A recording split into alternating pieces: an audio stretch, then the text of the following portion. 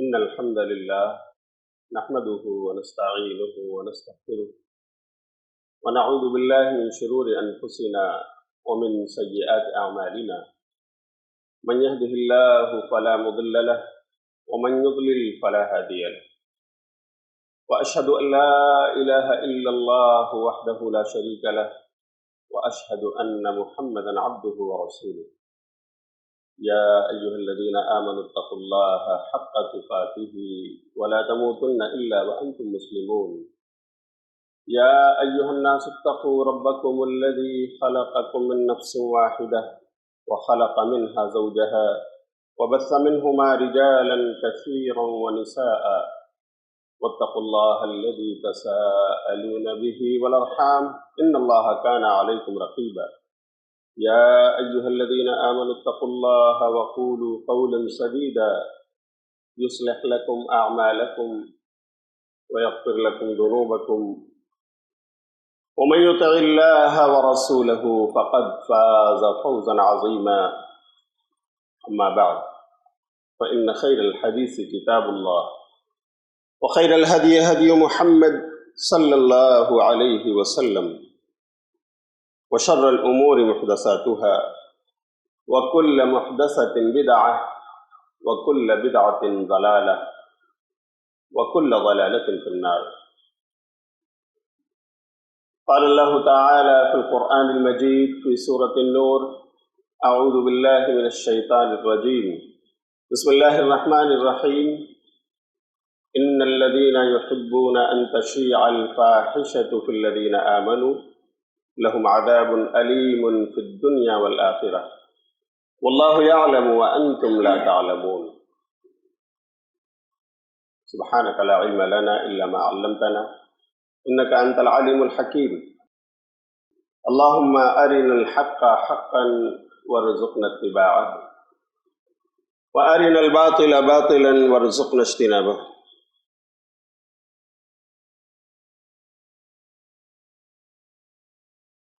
محترم حاضرین جمعہ، دینی و ملی بھائیوں، بزرگوں، نوجوانوں، بچوں، جامع مسجد اہل حدیث پیتوالا کمپاؤنڈ کے محترم نمازیوں،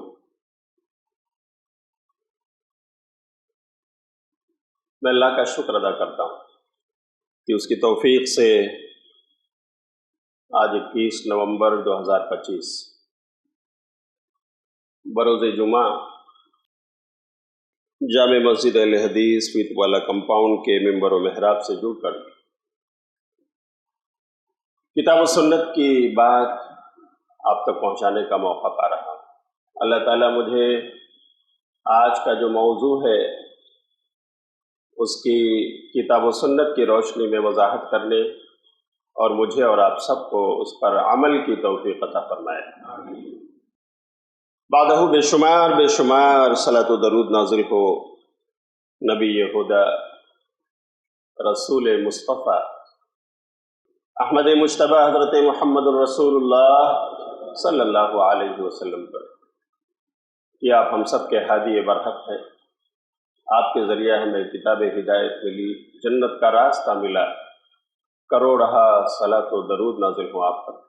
اللہم صلی علی محمد وعلی آل محمد كما صليت على إبراهيم وعلى آل إبراهيم إنك حميد مجيد.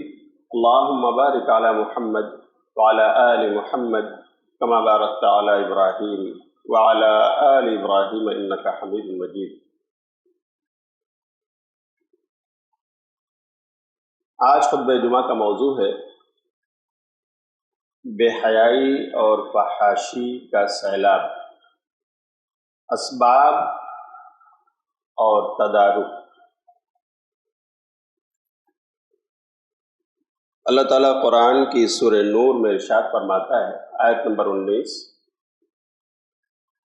ان الذین یحبون ان تشیع الفاحشۃ فی الذین آمنوا، بے شک وہ لوگ جو یہ پسند کرتے ہیں کہ بے حیائی اور فحاشی پھیلے مومنوں کے بیچ، لہم عذاب علیم فی الدنیا والآخرہ، ان کے لیے دردناک عذاب ہے دنیا میں بھی اور آخرت میں بھی۔ واللہ یعلم وانتم لا تعلمون، وہ عذاب کیا ہے اللہ بہتر جانتا ہے، تم نہیں جانتے۔ یہاں قرآن کریم نے فاحشہ کا لفظ استعمال کیا ہے۔ فاحشہ ایسی برائی کو کہتے ہیں کہ جس کا اثر صرف کرنے والے تک محدود نہ ہو، بلکہ اس برائی سے، اس گناہ سے دوسرے لوگ بھی متاثر، اس کا وبال دوسروں تک بھی جا رہا ہو، کرنے والے تک محدود نہ ہو، اسی لیے اس کو فاحشہ کہتے ہیں، جس کا روٹ ورڈ فاحاشین ہے، جس سے بہت سارے کلمات آپ دیکھیں گے قرآن میں، کہیں پر فاحشہ ہے، کہیں اس کی جمع فواحش ہے، کہیں فحش ہے حدیث رسول صلی اللہ علیہ وسلم میں، کہیں فاحش ہے، کہیں فحشاء کا لفظ آیا ہوا ہے۔ یہ تمام کلمات یہ بتاتے ہیں کہ انسان ایسے گناہ کا مجرم ہے کہ جس کا اثر صرف اس کی ذات تک نہیں، سماج کے دوسرے افراد بھی اس سے متاثر ہو رہے ہیں۔ اسی لیے قرآن نے، اگر آپ سورہ اسراء پڑھیں گے آیت نمبر 32، تو اللہ تعالیٰ نے وہاں زنا کو فاحشہ کہا۔ کیا فرمایا؟ وَلَا تَقْرَبُوا الزِّنَا إِنَّهُ كَانَ فَاحِشَةً وَسَاءَ سَبِيلًا، لوگو، اے ایمان والو، زنا کے قریب نہ جاؤ، زنا کے قریب تک نہ پھٹکو، إِنَّهُ كَانَ فَاحِشَةً، بے شک یہ کھلی ہوئی فحاشی ہے، یہ کھلا ہوا جرم ہے، وساء سبیلا، اور بہت برا راستہ ہے۔ اب دیکھیے، زنا جو آدمی کرتا ہے، یہ گناہ صرف اس تک محدود نہیں، ایک فریق ثانی اس کے ساتھ اس میں ملوث ہے، جس کی نسلیں تباہ ہونے جا رہی ہیں، جو ہو سکتا ہے شادی شدہ ہو وہ خاتون، لیکن وہ اپنے خاوند کی غیر موجودگی میں کسی اور کو اپنے بستر پر بلاتی، اپنے شوہر کی نسل کو تباہ کر رہی ہے۔ اس کا اثر سماج کے دوسرے لوگوں پر پڑ رہا ہے، اسی لیے زنا کو اللہ رب العالمین نے فاحشہ کہا ہے۔ اور قرآن نے کہیں پر کہا، اگر آپ سورہ انعام پڑھیں تو آیت نمبر 151 میں اللہ کہتا ہے وَلَا تَقْرَبُوا الْفَوَاحِشَ مَا ظَهَرَ مِنْهَا وَمَا بَطَنَ، اے لوگو، تم فحش کام، کھلے ہوئے برائی کے یہ کام، ان کے قریب نہ جاؤ، وہ ظاہری ہیں یا باطنی، دونوں سے بچو۔ اور اسی طرح کی ایک دوسری آیت سورہ اعراف میں ہے، آیت نمبر 33 ہے، جہاں اللہ تعالیٰ کہتا ہے قُلْ إِنَّمَا حَرَّمَ رَبِّيَ الْفَوَاحِشَ مَا ظَهَرَ مِنْهَا وَمَا بَطَنَ، کہ اے نبی کہہ دو، میرے رب نے فحش کاموں کو، بے حیائی کے کاموں کو، فحاشی کے کاموں کو میرے رب نے حرام قرار دے دیا ہے، ما ظہر منہا وما بطن، وہ ظاہری فحش کام ہو یا باطنی طور سے کیا جا رہا ہو، وہ کھلے عام انجام دیا جا رہا ہو یا چھپ چھپ کر اسے ترتیب دیا جا رہا ہو، یہ تمام کام جو فحاشی کے ہیں اللہ نے اس کو حرام قرار دے دیا۔ میرے بھائیو، آج فحاشی کا دور ہے، بے حیائی کا سیلاب ہمارے سامنے، ہماری نسلوں کے سامنے۔ آج کوئی ٹیکسی اسٹینڈ ہو، بس اسٹینڈ ہو، ریلوے اسٹیشن ہو، ایئرپورٹ ہو، آپ اپنی نگاہیں اٹھائیے، اللیگل کپلز آپس میں کس کر رہے ہیں، حالانکہ میاں بیوی بھی ہوں تو بھی ان کو سامنے ایسا نہیں کرنا چاہیے، احتیاط کرنا چاہیے۔ آج میرے بھائیوں، ہم اور آپ دیکھ رہے ہیں کہ چوری چھپے اس سوشل میڈیا کے زمانے میں دو نوجوان مرد اور خاتون آپس میں مل رہے ہیں۔ آج ایسے ہی غیر منکوحہ جوڑے، بلا نکاحی جوڑے، ان کے ذریعہ آج ہوٹلز اور بہت سارے میرے بھائیوں اس طرح کے ادارے آباد ہیں. لاج اللیگل کپلز سے آج آباد نظر آ رہے ہیں. یہ سب ہماری آنکھیں معائنہ کر رہے ہیں. ہم سب اپنی آنکھوں سے مشاہدہ کر رہے ہیں. زنا کا بازار گرم، بدکاریاں پھیل رہی ہیں، اور اس سیلاب پر بند باندھنے کی ہم میں سے کم لوگ ہیں جو ہمت جٹا پا رہے ہیں. پانی کا سیلاب آتا ہے تو افراد اور حکومتیں تمام امٹ پڑتے ہیں کہ چلو اس ایریے کو خالی کر دو، یہاں بند باندھنا ہے، یہ ندی اوپر آ رہی ہے، یہاں پر بند لگانا ہے تاکہ گاؤں بچا رہے. لیکن فحاشی اور بے حیائی کا سیلاب، اس پر بند باندھنے کی سوچا ہے؟ ہماری آنکھوں سے سیلاب دکھ رہا ہے؟ اگر ہاں تو تدبیریں کیا ہیں؟ ہم کس طرح سے میرے بھائیوں اس پر بند لگا سکتے ہیں؟ ہمیں سوچنے کی ضرورت ہے. اللہ تعالیٰ یہ تمام بے حیائی اور فحاشی کے کام ان سے بچنے کی ہمیں توفیق عطا فرمائے. اس کے اسباب کیا ہیں؟ اگر ہمیں اس سیلاب پر بند باندھنی ہے تو ہمیں اس کے ریزنز کیا ہیں، اسباب کیا ہیں، ہمیں اس کو ڈھونڈنا ہوگا. اگر اس پر غور کیا جائے تو میرے بھائیوں چند اسباب جو اہم ہیں میں اس مختصر خطبہ جمعہ میں ذکر کرنا چاہوں گا. فحاشی کا جو اپوزٹ ہے نا، وہ جانتے ہیں کیا ہے؟ حیا، شرم، حیاداری اور فحاشی، یا حیاداری اور بے حیائی، دو اپوزٹ چیزیں ہیں. تو یہ فحاشی اور بے حیائی کی وجہ اس کی ایک یہ ہے کہ حیا اور شرم آج ہماری نسلوں سے غائب ہے. یہ حیا باقی نہیں ہے، جس کی وجہ سے میرے بھائیوں آج یہ بے حیائی عام ہو رہی ہے. حالانکہ یہ حیا، یہ شرم ایمان کا حصہ. پیارے نبی صلی اللہ علیہ وسلم نے فرمایا، صحیح بخاری کی روایت، الحیاء شعبۃ من الایمان، حیا اور شرم یہ ایمان کا ایک حصہ ہے. اگر بے حیائی کی طرف ہمارا نوجوان جا رہا ہے، بے حیائی کی طرف اگر یہ قدم بڑھا رہا ہے تو حیا اس کے اندر سے جا چکا، شرم گنوا چکا ہے وہ.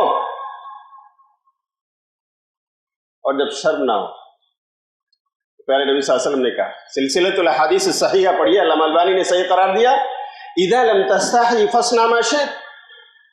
تمہارے اندر اگر شرم نہیں ہے تب جو چاہو کرو. تم اس دنیا کا گھٹیا سے گھٹیا ترین کام کر سکتے ہو کہ شرم و حیا تمہارے اندر برتے. پھر کوئی کام تم سے بعید نہیں، کسی کام پر بھی تم ہاتھ ڈال سکتے ہو، کسی بھی جرم میں تم مرتکب ہو سکتے ہو، اس لیے کہ حیا اور شرم نہ تمہاری آنکھ میں باقی، نہ تمہارے دل میں باقی، نہ تمہاری نگاہوں میں باقی، نہ تمہارے اپنے. میرے بھائیوں یہی شرم و حیا جب غائب ہو جائے تو انسان بے حیائی کی طرف لپکتا ہے. اور شرم جب باقی ہو تو انسان بہت سارے ناجائز کام، حرام کام ان سے بچتا ہے، بلکہ بہت سارے جائز کام جنہیں وہ دیکھتا ہے کہ مناسب نہیں ہے ان سے بھی احتیاط کرتا ہے، حالانکہ وہ کام جائز ہوتا ہے، وہ کام جائز ہوتا ہے. حیا اور شرم پیدا کیجیے.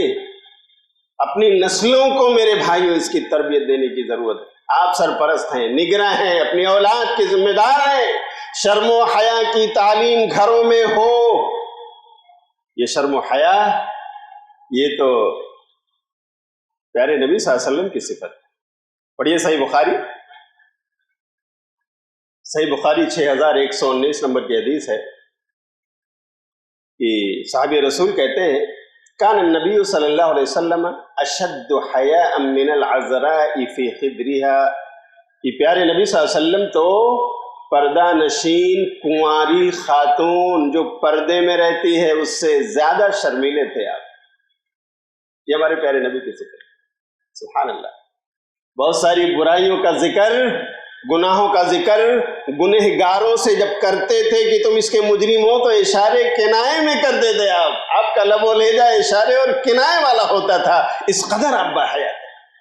کنواری پردہ نشین خاتون سے بھی زیادہ حیا نبی صلی اللہ علیہ وسلم کے اندر. آپ کی زندگی، آپ کی سیرت کا مطالعہ ہمارے نوجوانوں کو کرنا چاہیے، ہمارے بزرگوں کو پڑھنا چاہیے. بلکہ یہ حیا تو اللہ رب العالمین کی صفت جو اعلیٰ درجے کی کامل اور مکمل انداز میں اللہ رب العالمین کے اندر بلا عیب ہے. سنن ابن ماجہ کی روایت پڑھیے، کتاب الدعوات میں امام ابن ماجہ نے روایت کیا ہے. کہتے ہیں ان ربکم حیی کریم کہ نبی صلی اللہ علیہ وسلم نے فرمایا لوگو تمہارا رب حیی بہت شرمیلا، سب سے بڑھ کر شرمیلا ہے. کریم سخی ہے. یستحیی من عبدہ ان یرفع الیہ یدیہ فیردہما صفرا. اللہ اتنا شرمیلا ہے کہ جب بندہ اس کی طرف یا بندی اس کی طرف اپنا ہاتھ پھیلاتے ہیں اور دستے فقیری اللہ کی طرف دراز کرتے ہیں، اللہ تو دے دے، تم بخش دے، اللہ تو نواز دے، تو اللہ شرما جاتا ہے کہ میرے بندے کا ہاتھ خالی کیسے واپس کر دے. سبحان اللہ. یہ اللہ کی صفت حیا ہے جو اس کے اندر کامل درجے میں موجود ہے. تو میرے بھائیوں، کیا یہ حیا ہمارے اندر بھی ہے؟ نبی صلی اللہ علیہ وسلم کبھی فحش باتیں اپنی زبان سے نہیں نکالتے. ما کان فحاشا ولا لعانا. نبی صلی اللہ علیہ وسلم نہ لعن طعن کرتے تھے، نہ فحش باتیں، بیہودہ باتیں اپنی زبان سے نکالتے تھے. لیکن آج ہمارے نوجوان نسلوں کے قریب سے گزریے تو اللہ کی قسم ان کے ہر جملے میں گالی، ہر سنٹنس میں بری بات، ہر جملے کے اندر فحش باتیں میرے بھائیوں ہمارے اور آپ کے کانوں سے ٹکراتی ہیں. ان کا کوئی جملہ گالی گلوچ سے پاک نہیں رہتا ہے. کہاں ہو نوجوان؟ تمہاری تجارت و بزنس، تمہاری فرینڈشپ کا انداز یہ ہے کہ تم گالی سے اپنے فرینڈ سے بات کرتے ہو، تم اپنے کسٹمر کو برا بھلا کہتے ہوئے اپنا ڈیل کرتے ہو. کہاں ہو تم؟ اور نبی صلی اللہ علیہ وسلم کی صفت شرم و حیا. شرم و حیا اگر ہے تو ناجائز چیزوں سے، حرام چیزوں سے تو یہ آپ کو بچائے گی ہی. بہت ساری جائز چیزیں بھی جو مناسب نہ ہو شاید وہاں سے بھی آپ بچ سکیں گے. ایک واقعہ آپ کو سناتا ہے. حضرت عبداللہ بن عمر رضی اللہ تعالیٰ ایک مجلس میں نبی صلی اللہ علیہ وسلم بیٹھے، آپ کے صحابہ بیٹھے ہیں. بہت غور سے سنیے گا، بڑا پیارا واقعہ ہے. اور اللہ کی قسم اگر یہ واقعہ سن کر یہ حیا ہمارے دلوں میں آ گئی، بہت ساری فحش باتوں کا، بہت ساری فحاشیوں کا علاج ہم یہاں سے کر سکتے ہیں حیاداری اپنے اندر لا کر. نبی صلی اللہ علیہ وسلم نے، شیخین بھی موجود ہیں، ابو بکر و عمر اور صحابہ، عبداللہ بن عمر بھی ہیں، وہی اس روایت کے راوی ہیں. کہتے ہیں نبی صلی اللہ علیہ وسلم بیٹھے ہوئے تھے، آپ کے پاس کچھ لایا گیا، آپ کھا رہے تھے. اتنے میں آپ نے پوچھا من الشجر شجرۃ مثلہ کمثل الرجل المؤمن قولوا ما ہی، کہ درختوں میں سے ایک درخت ہے میرے صحابہ جس کی مثال مومن انسان کی طرح ہے. ہمیشہ ہرا بھرا رہتا ہے، وہ جیسے مومن ہرا بھرا رہتا ہے. بتاؤ وہ درخت کون ہے؟ کون سا درخت ہے وہ؟ کسی نے کہا فلاں، کسی نے کہا فلاں، کسی نے کہا فلاں. عبداللہ بن عمر کہتے ہیں میرے دل میں بات آئی کہ میں بتا دوں، میں بتا دوں. فلاں نے یہ بتایا، فلاں نے یہ بتایا. نبی صلی اللہ علیہ وسلم نے کہا نہیں. پھر آپ نے خود کہا ہی النخلہ، یہ کھجور کا درخت، یہ کھجور کا درخت ہے. عبداللہ بن عمر کہتے ہیں اردت ان اقول فاذا انا غلام شاب احدثهم فاستحييت. میرے جی میں تو آیا، میں جواب اپنے جی میں چھپا کر رکھ رہا تھا. میں بولنا چاہ رہا تھا لیکن میری حیا نے مجھے روک دیا، اس لیے کہ میں نے دیکھا کہ میں ان میں سب سے کم عمر ہوں، میں کم عمر جوان ہوں، احدث ہوں، سب سے زیادہ نوخیز ہوں. میں کیسے بولوں؟ چھوٹی منہ بڑی بات کرے. میں چپ رہ گیا. فاستحییت، میں شرما گیا، میں نے زبان نہیں کھولی جبکہ جواب مجھے معلوم. میں نے دیکھا کہ میرے ابو عمر موجود، میرے ابو کے دوست ابو بکر صدیق موجود، پیارے نبی صلی اللہ علیہ وسلم کے رفقا شیخین اور دوسرے صحابہ موجود، سب مجھ سے عمر میں بڑے ہیں. میں ان کے سامنے ایک نوخیز اور नौजवान, मैं जबान खोलूं? अल्लाह, हालांकि मेरे भाई नबी सल्लल्लाहु अलैहि वसल्लम से परमिशन लेकर वो बोल सकते, कह सकते थे प्यारे रसूल मैं बतलाऊं, लेकिन नहीं, कहते कि मेरे बड़े मौजूद थे तो मेरी शर्म और हया मुझे आड़े आई कि मैं कैसे बोलूं, इसलिए मैं चुप रहा। बाद में मैंने अपने अब्बू से कहा, अब्बू मुझे तो ये जवाब मालूम था, मुझे ये जवाब मालूम था, मैंने चाहा था कि बोलूं, लेकिन आप लोग मौजूद थे, बस मेरी जबान नहीं खुली, शर्मा गया। हजरत उमर रज़ी अल्लाह ताला अन्हु कहते हैं, लौ कुन्त कुल्तहा लकान अफदल मिन कज़ा व कज़ा, बेटे अगर तू जबान खोल देता, बता देता ना, तो कितनी महबूब चीज होती, मैं फला और फला चीज से भी ज्यादा इसे पसंद करता, कि मेरे बेटे ने इसका जवाब दिया। लेकिन अब्दुल्ला बिन उमर कहते हैं मैं शर्मा गया। सुभान अल्लाह, हालांकि एक जायज चीज थी, वो परमिशन ले सकते थे, वो कह सकते थे प्यारे रसूल आपकी इजाजत हो तो मैं बताऊं, और कह सकते थे कोई गुनाह नहीं, लेकिन इस जवाब से भी वो, उनकी हया ने उनको रोक दिया, वो शर्मा गए कि मैं कम उम्र हूं, हमारे बड़े यहाँ मौजूद हैं, छोटी मुंह बड़ी बात हो जाएगी। हाँ, तो आप देखें, हया अगर हमारे अंदर है तो हमें बहुत सारे मकामात पर ये ऐसी जायज चीजों से भी हमें रोकती है, हाँ, जो वो जरूरी ना हो, और नाजायज और हराम चीजें तो बहरहाल है ना। तो मेरे भाइयों, हया और शर्म अपने अंदर पैदा कीजिए, अपनी नस्लों को शर्म और हया की तालीम और तलकीन कीजिए। इंशाअल्लाह हम ये फहाशी, ये बेहयाई जो हयादारी का जिद है, अपोजिट है, जो आज सैलाब की तरह उमड़ता हुआ हमारे सामने है, हम इस पर बंद बांध सकें। इसी तरह अगर हमें फहाशी पर कंट्रोल करना है तो कुरान का एक नुस्खा और, नमाज पर, नमाज के क़याम पर जम जाइए, मुहाफ़ज़त कीजिए, 5 वक्ता नमाज के पाबंदी खुद बनिए, अपनी नस्लों को बनाइए, अपनी नस्लों को बनाइए। मैं नहीं कहता हूं, अल्लाह का कुरान कहता है मेरे भाइयों, इन्नस्सलात तन्हा अनिल फहशाइ वल मुनकर, कि बेशक ये नमाज पढ़ने वाले को फहश कामों से, फहश बातों से, मुनकर और गैर इस्लामी चीजों से ये नमाज रोकती है। अल्लाह रब्बुल आलमीन अपने बंदे को सीधी राह की रहनुमाई करता है, उसके अंदर हया डालता है, ये नमाज उसके अंदर हयादारी पैदा करती है, और जब हया वो शर्म का पैकर बन जाता है तो इन बेहयाई के रास्तों से ये नमाज उसे बचा देती है।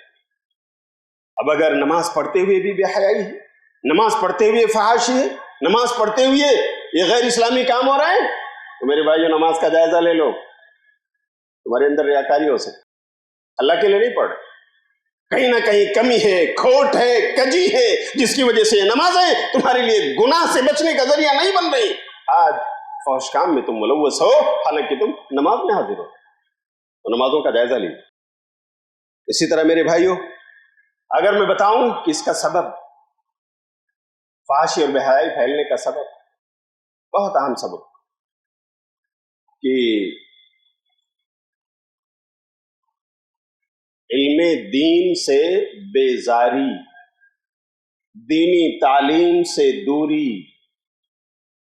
दलील, नबी सल्लल्लाहु अलैहि वसल्लम को नबूवत मक्का में मिली, वही मक्का जहां पर सूद का बाजार था, जहां पर रिश्वतखोर लोग थे, जहां पर लूट और खसूट आम था, जहां बदकारी और फहाशी का आलम ये था कि एक एक खातून के पास वहां सोसाइटी के 10 लोग जाते थे मिलने के लिए, फहाशी करते थे, और कभी बच्चा पैदा हो गया तो उनमें लड़ाइयां होती थी, ये बच्चा मेरा है, नहीं मेरा है, नहीं मेरा है। कहते थे अच्छा कयाफा शनास को बुलाओ, कयाफा शनास आता था, वो कहता था कि इसकी शक्लो शबाहत फलां जैसी है, ये उसका है, फिर ये बच्चा उसको दिया जाता है।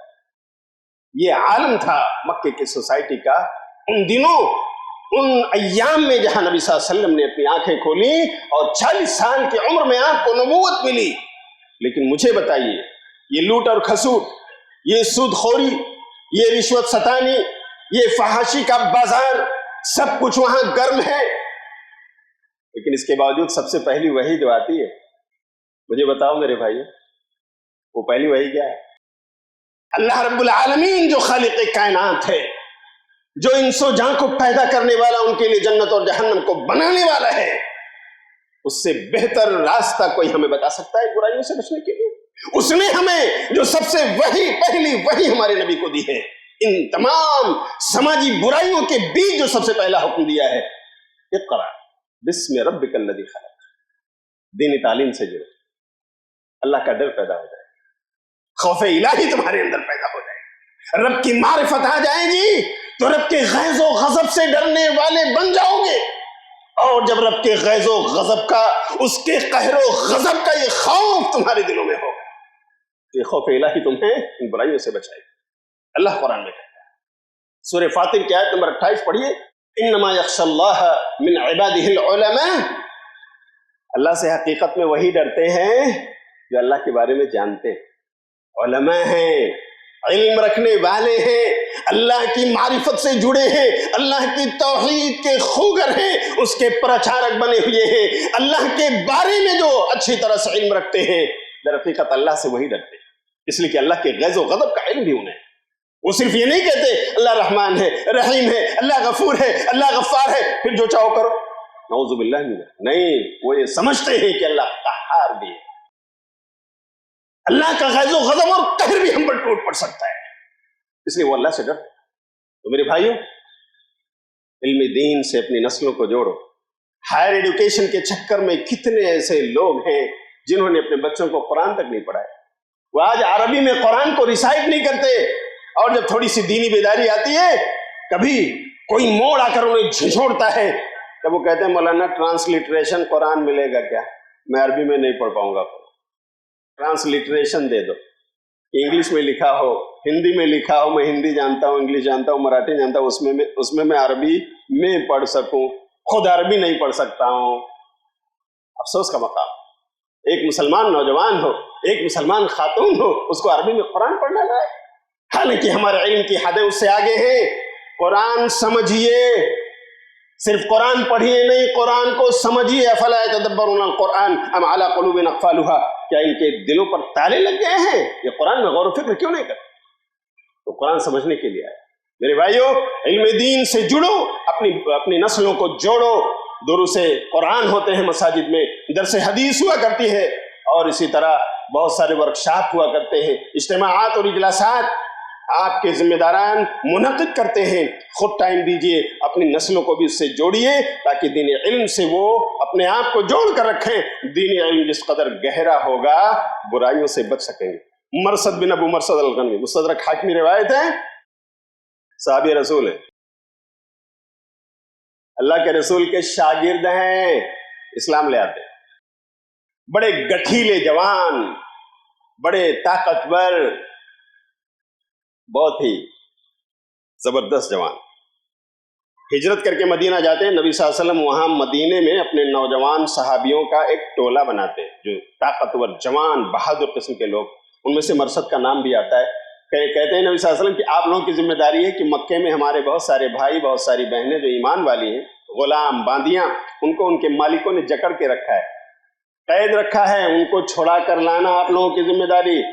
حکمت عملی بتا دیتے ہیں، روانہ کر دیتے ہیں۔ یہ لوگ، یہ جتھا، ان کی ذمہ داری یہی ہوتی ہے کہ مدینے سے مکہ آؤ، یہاں سے کچھ لوگوں کو قید سے چھڑاؤ اور لے کر جاؤ۔ مرثد کہتے ہیں ایک رات میں آیا، مکہ پہنچا، اور میں وہیں پر مکے سے باہر کھجور کے ایک باغیچے کی باؤنڈری تھی، وہیں پر چھپا رہا کہ رات ہو جائے۔ اتفاق سے وہ چاندنی رات تھی۔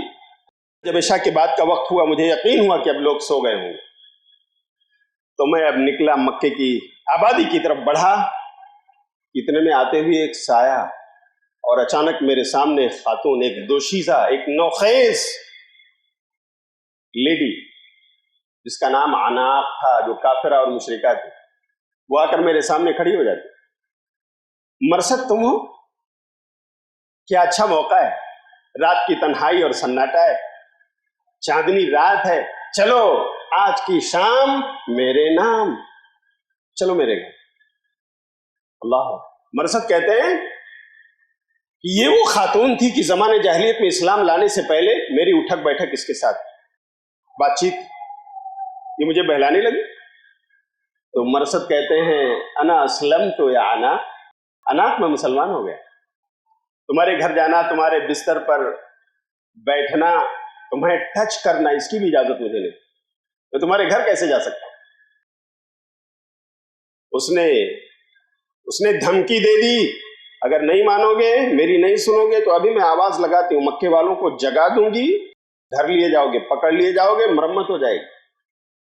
لیکن مرثد کا ایمان دیکھیے، اس شاگرد رسول کی جرأت دیکھیے، اناق جو بن آئے کر لو، میں تمہیں چھو نہیں سکتا، تمہاری یہ خواہش میں نہیں پوری کر سکتا، میں مسلمان ہو گیا۔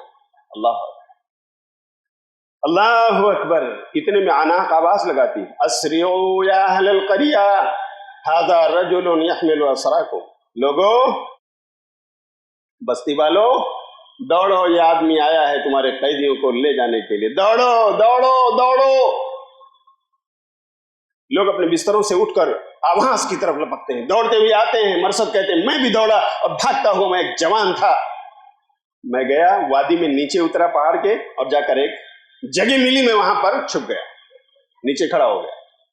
وہ لوگ دوڑتے ہوئے آئے، پیچھا کرتے ہوئے آئے، اناق نے ان کو بتایا بھی، وہ لوگ گئے پہاڑ کے اوپر کھڑے تھے اور مرثد کہتے ہیں میں نیچے کھڑا تھا، لیکن اللہ نے ان کی آنکھوں کو اندھا کر دیا، مجھے نہیں دیکھ سکے۔ وہ پھر ادھر ادھر دیکھ بھال کر وہ چلے گئے واپس۔ اس کے بعد جب رات ہوئی، مجھے یقین ہوا آپ سو گئے ہوں گے، تب میں گیا، میں نے وہاں سے ایک قیدی کو چھڑایا، ایک غلام کو میں نے اس کی بیڑیوں سے الگ کیا، میں اسے اٹھا کر لے کر آیا، مدینے کی راہ پر چھوڑا اور پھر لے کر کے میں مدینہ پہنچا۔ پھر نبی کے پاس حاضر ہوئے، کہا اللہ کے رسول، اناق کافرہ مشرکہ ہے، میرے راہ کی رکاوٹ بن گئی، میں اسے شادی کر سکتا ہوں کیا؟ اللہ اکبر، شروع اسلام کا زمانہ ہے، میں اسے شادی کر سکتا ہوں کیا؟ نبی خاموش ہے۔ اتنے میں جبریل آتے ہیں قرآن کی آیت لے کر، وَلَا تَنْكِحُوا الْمُشْرِكَاتِ حَتَّى يُؤْمِنَّ وَلَأَمَةٌ مُؤْمِنَةٌ خَيْرٌ مِّن مُشْرِكَةٍ وَلَوْ أَعْجَبَتْكُمْ، دیکھو کسی مشرکہ کافرہ سے شادی نہ کرو اے مومنو، بھلے وہ دیکھنے میں کتنی اچھی، خوبصورت، ہینڈسم کیوں نہ لگے، مت شادی کرو اس کے مقابلے میں تو ایک باندھی، ایک لونڈی جو ایمان والی ہو، وہ تمہارے لیے حلال ہے، بہتر ہے۔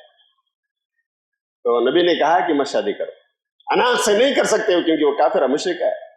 میرے بھائیوں، میں آپ سے پوچھتا ہوں، مرثد نے گناہ کا موقع ہاتھ آیا، رات کا سناٹا، تنہائی، چاندنی رات، اناق کا اپنا گھر، بتاؤ ہم اور آپ ہوتے، ہم اور آپ ہوتے ہیں کیا ڈیسیجن ہوتا؟ شاگرد رسول نے جو فیصلہ لیا کہ میں تو ٹچ بھی نہیں کر سکتا ہوں، آخر یہ خوف، آخر یہ کون سی چیز تھی جس نے مرثد بن ابو مرثد کو اس گناہ سے روکا؟ وہ خوف الہی، وہ اپنے رب کا ڈر ہے، اس کے قہر و غضب کا ڈر ہے۔ یہ کیسے پیدا ہوگا؟ جب علم دین ہمارے دلوں میں رہے گا، جب دین سے قربت ہمارے اندر رہے گی۔ میرے بھائیوں، خوف الہی اگر پیدا کرنا ہے تو اللہ کی معرفت ہمارے دلوں میں ہونا چاہیے، اور وہ دین علم ہی ہے جو سب سے اہم سورس ہے۔ اللہ کا قرآن، نبی کا فرمان، جہاں موقع ملے وقت نکالیے، یہ روحانی غذا حاصل کیجیے۔ جسمانی غذا تو دن میں 3 بار کم سے کم ہم لیتے ہیں، لیکن بتاؤ روحانی غذا کے لیے ہم ہفتے میں کتنا دیتے ہیں؟ اللہ کے لیے دین علم سے جڑ جائیے۔ اسی طرح میرے بھائیوں، اگر میں آپ سے کہوں تو ہماری دینی غیرت یہ بھی فحاشی اور بے حیائی سے ہمیں روک سکتی ہے۔ غیرت ایمانی ہمارے اندر اگر ہے تو ہم اپنے اہل و عیال کو بے غیرتی سے روک سکتے ہیں، فحاشی اور بے حیائی کے پھیلاؤ سے روک سکتے ہیں۔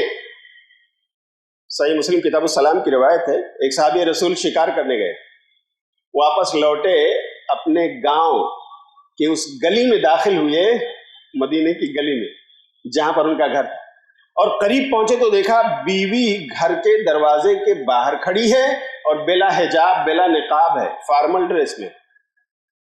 بس انہوں نے اپنا نیزہ، ان کی غیرت ایمانی دیکھی، انہوں نے اپنا نیزہ اٹھایا اور بس جا رہے تھے کہ وار کر دیں، اسے ختم کر دیں۔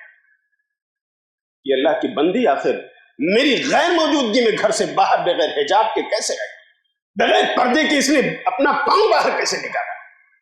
اتنے میں اللہ کی بندی کی نظر پڑی، اس خاتون نے کہا اتق اللہ یا عبداللہ، اے اللہ کے بندے، اللہ سے ڈرو، اللہ سے ڈرو، اپنے نیزے کو تھام لو، ذرا گھر کے اندر جاؤ، دیکھو تو کس مجبوری میں باہر آئی ہوں۔ तब उन्होंने अपने नेज़े को नीचे किया, घर के अंदर गए तो देखा एक सांप लिपटा हुआ बैठा है बिस्तर। उन्होंने अपने नेज़े को लिया और उसी से सांप को मार दिया। वो खातून कहती मुझे नहीं मालूम कि पहले सांप मरा है या मेरे शौहर का इंतकाल है। असल में वो जिन था जिसके ग्रुप ने बाद में उन पर हमला कर दिया। इसके बाद नबी सल्लल्लाहु अलैहि वसल्लम ने एक कानून जारी कर दिया कि लोगों, जब सांप बिच्छू इस तरह के मूजी जानवर घरों में नजर आए तो आवाज दो उन्हें कि भाई अगर कोई और मखलूक हो तो यहाँ से चले जाओ, अगर तुम सांप के अलावा कुछ और हो तो यहाँ से चले जाओ। 2-3 बार आवाज दो, इसके बावजूद अगर वो नहीं जाता तब उस पर वार कर सकते हैं। तो मेरे भाइयों, मैं आपसे पूछता हूं, आज हमारे समाज की औरतें बेनकाब और बेहिजाब होकर मार्केटिंग कर रही हैं। कहाँ है हमारी गैरत? इसी मार्केट में क्या कुछ नहीं हो रहा है? आपकी गैरत ईमानी अगर है तो हिजाब पहनाइए, नकाब पहनाइए अपनी औरतों को, अपनी बच्चियों को तालीम दीजिए, तरबियत दीजिए इसकी। ये गैरत ईमानी अगर है तो अल्लाह को, अल्लाह के रसूल को अल्लाह का हुक्म आया था, ऐ नबी आप अपनी बीवियों को, अपनी बेटियों को कुल अज़वाजिका व बनातिका व निसाइल मोमिनीन, और मोमिनों की तमाम औरतों को ये हुक्म कर दो कि वो अपने ऊपर अपना पल्लू डाल लें, पर्दा डाल लें, हिजाब पहन लिया करें। ज़ालिका अदना अन युअरफ़्ना फ़ला युज़ैन, इससे उनकी पहचान हो जाया करेगी ये मोमिना औरतें हैं, मुस्लिमा हैं, गैरतमंद हैं, फिर उनको कोई तकलीफ नहीं पहुंचेगी। बेहयाई और फहाशी से दूर रहें। और मेरे भाइयों, अगर असबाब पर नजर डालें तो आज कॉलेज की बाउंड्री और ये मॉडर्न स्कूल्स, इन्होंने भी बेहयाई और फहाशी को फैलाया है। बल्कि अगर मैं ये कहूं कि इन कॉलेजों के अंदर फिल्मी कल्चर का बोलबाला है। यहाँ बच्चे हमारे जाते हैं हायर एजुकेशन के लिए, लेकिन फिल्मी कल्चर उनकी जिंदगी में आता है और इस तरह वो एक दूसरे से बोसो किनार होते हैं, फ्रेंडशिप की बातें करते हैं। और आज कॉलेज का माहौल तो ये है कि तुम्हारे पास गर्लफ्रेंड नहीं, कैसे स्टूडेंट हो? तुम्हारे पास गर्लफ्रेंड नहीं, औज़ुबिल्लाह। ये फिल्मी कल्चर इन कॉलेजों के अंदर है जो मॉडर्न है। अल्लाह के लिए मेरे भाइयों, और अगर ये आवाज पहुंचे तो मेरी बहनों, कम से कम अपनी बेटियों को तो बचा लो। मैं नहीं कहता कॉलेज में जाने वाले सब करप्ट है, लेकिन मामला ऐसा तो है ना, हम सब देख रहे हैं। आज एक मोमिना खातून जाती है पढ़ने के लिए, उसके बाद बजिद हो जाती है कि अब्बू अम्मी मेरी शादी फला जवान से कर लो, मेरा दोस्त, मेरा क्लासमेट। अब्बू इनकार करते हैं, अम्मी इनकार करते हैं, तो कहती है कि मैं कोर्ट मैरिज कर लूँ, दरवाजा खुला हुआ है, मैं बालिगा हूँ। क्या करोगे बताओ भाई? ये फिल्मी कल्चर, हमने इसका रास्ता खोला, हमने उन्हें इजाजत दी। अल्लाह के लिए इन बच्चियों को तो मोमिना बनाइए, मुस्लिमा बनाइए, गर्ल्स स्कूल में डालिए, गर्ल्स कॉलेज हो तो वहां पढ़ाइए, और नहीं तो ले जाइए कोई मदरसा खदीजा मिले, कोई मदरसा आयशा मिले, कोई मदरसा सफिया मिले, कोई मदरसा सौदा मिले। मेरे भाइयों, इन अल्लाह के बंदियों को, अपनी बेटियों को, बहनों को ले जा करके इन मदरसों में डालिए जो किले हैं इनके लिए, इनकी इज्जत और आबरू के लिए। इस्लाम की दाइया बनाइए, मुबल्लिगा बनाइए। कहाँ इस्लाम ने आपसे कहा है कि इंजीनियर होगी तुम्हारी बेटी तब उसको रोजी मिलेगी, तुम्हारी बेटी आर्किटेक्ट होगी तो रोजी मिलेगी, तुम्हारी बेटी लॉयर होगी तब रोजी मिलेगी? कहाँ ये जिम्मेदारी उसके ऊपर है? आप बाप हैं तो बेटियों की जिम्मेदारी आप पर है, आप शौहर हैं तो बीवियों की जिम्मेदारी आपके ऊपर है, आप भाई हैं तो आपके बहनों की जिम्मेदारी आपके ऊपर है। कहाँ अल्लाह रब्बुल आलमीन ने इनको कमाने की जिम्मेदारी दी? मुझे बताओ, आखिर कौन सी मजबूरी है कि तुम इन कॉलेज की बाउंड्रीज में, जहाँ फिल्मी कल्चर आम किया जा रहा है, हमारी बीवियों, हमारी बेटियों, हमारी बहनों, हमारी औरतों से, उनकी इज्जत आबरू से खेला जा रहा है, आज वहां जाकर हम दाखिले करा रहे हैं? बताओ, अगर एक बियर बार हो जहां अच्छी चाय मिलती हो और तुम ये कहो कि मेरे बच्चे को ये चाय बहुत पसंद है, भेजोगे? मेरी बेटी को चाय बहुत पसंद है यहाँ की, भेजोगे? क्यों नहीं भेजते बियर बार में? ये कह सकते हो कि मेरे बेटे को बियर पीना नहीं पसंद, मेरे बेटे को शराब पीना नहीं पसंद, बस चाय पी करके आता है। बताओ, बियर बार में जाने की इजाजत अगर आप नहीं देते, हालांकि वो सिर्फ चाय पीता है, वो कुछ और नहीं करता, क्यों नहीं देते भाई? इसलिए कि वहां का कल्चर बुरा है, वहां की सकाफत बुरी है। इस कॉलेज में भेजते हुए तुम्हें शर्म नहीं आती? अपनी बेटियों को बचा लो। सोशल मीडिया का दौर है, ये एंड्रॉइड फोन है ना, इस पर भी कंट्रोल करो। इन बच्चों को मैच्योरिटी की उम्र से पहले अल्लाह के लिए न दो। अल्लाह के लिए मेरे भाइयों, फहाशी और बेहयाई पर कदगन लगाना चाहते हो تو یہ موبائل اینڈرائڈ آج یہ باطنی فحاشی ظاہری تو ہمارے آنکھوں کے سامنے ہے، لیکن باطنی فحاشی جس کا اشارہ قرآن نے دیا تھا، کون جانتا تھا کہ ایک وقت آئے گا یہ اینڈرائڈ فون کا زمانہ ہوگا، سوشل میڈیا کا زمانہ ہوگا۔ ہمارے نوجوان جن کے ہاتھوں میں یہ فون ہے وہ راتوں رات اپنی نیندیں قربان کر کے اپنے کسی فرینڈ سے چیٹنگ کر رہے ہوں گے، فیس بک پر باتیں کر رہے ہوں گے، واٹس ایپ پر میسیجز کر رہے ہوں گے، اور رات کی نیندیں قربان کر کے یہ حرام کاموں میں لت پت ہوں گے۔ یہ باطنی فحاشی آج ہمیں نہیں معلوم، اللہ کے لیے اس پر کنٹرول اور بہت سارے اسباب ہو سکتے۔ خطبہ جمعہ مختصر، میں یہیں پر اکتفا کرتا ہوں۔ اللہ تعالی ہمیں حیا اور شرم کو عام کرنے، اپنی نسلوں کو اس کی تعلیم دینے اور خود حیادار بننے کی توفیق عطا فرمائے۔ بے حیائی اور فحاشی کے جتنے راستے ہیں اللہ رب العالمین ہم سب سے ہم کو بچنے اور اپنی نسلوں کو بچانے کی توفیق دے، آمین۔ ان اللہ وملائکتہ یصلون علی النبی یا ایھا الذین آمنوا صلوا علیہ وسلموا تسلیما۔ اللهم صل علی محمد وعلى آل محمد كما صليت على إبراهيم وعلى آل إبراهيم إنك حميد مجيد۔ اللهم بارك على محمد وعلى آل محمد كما باركت على إبراهيم وعلى آل إبراهيم إنك حميد مجيد۔ إن الله يأمر بالعدل والإحسان وإيتاء ذي القربى وينهى عن الفحشاء والمنكر والبغي يعظكم لعلكم تذكرون واذكروا الله يذكركم وادعوه يستجب لكم ولذكر الله تعالى وأكبر۔ ایسے ہی فائدہ مند اسلامک ویڈیوز دیکھنے اور منہج سلف پر کتاب و سنت کی تعلیمات کو عام کرنے میں ہمارا تعاون کریں، تاکہ آپ کے لیے ذریعہ نجات، جنت کے حصول کا سبب، ساتھ ہی مال میں برکت و اضافے کا ذریعہ بھی بنے، آمین۔ جزاک اللہ خیرن۔